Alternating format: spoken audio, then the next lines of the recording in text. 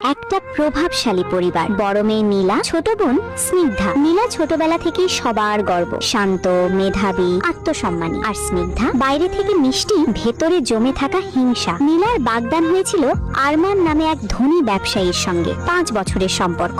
সবাই বলতো ওরা একে অপরের জন্যই তৈরি, কিন্তু সুখ বেশি দিন টেকে না। হঠাৎ একদিন সোশ্যাল মিডিয়ায় ভাইরাল হলো একটি ভিডিও। সেখানে দেখা যাচ্ছে নীলা এক অচেনা পুরুষের সঙ্গে আপত্তিকর অবস্থায়। মুহূর্তেই বদলে গেল সবকিছু। আত্মীয় স্বজন, সমাজ সবাই আঙুল তুললো নীলার দিকে। কাঁদতে কাঁদতে নীলা বলেছিল, আরমান এটা ফাঁদ, আমি এমন কিছু করিনি। কিন্তু আরমানের চোখে তখন সন্দেহ। সে ঠান্ডা গলায় বলেছিল, প্রমাণ তো সামনে নীলা, আমি আর পারছি না। সে আংটি খুলে নিল। সম্পর্ক শেষ। নীলার পৃথিবী সেদিন ভেঙে পড়েছিল।